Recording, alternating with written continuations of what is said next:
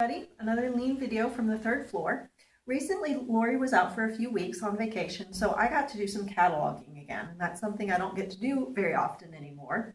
And while she was gone, Lori even gave me permission to try to lean the process a little bit, which was very gracious of her.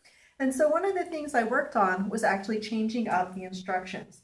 Lori has created the most detailed step-by-step instructions for cataloging known to humanity, and they're excellent. They cover every single step. You could go through and do this job without ever having seen a catalog before, I think.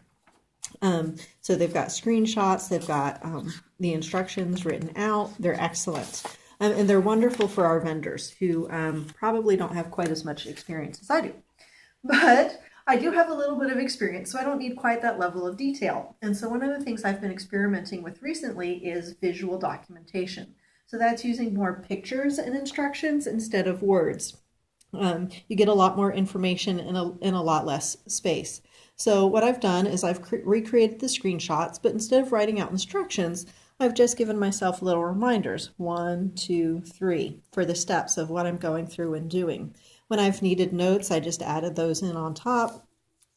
And I even, in a few places, found little 2-second improvements I could make. So I figured out that if I copied the title that I was working on here, not only could I paste it here in order to prevent having to type it in myself, but since that was the only thing I was copying and pasting, I could keep it and paste it here as well. So that's twice. I don't have to retype the title. I can just paste it in, which is a little savings.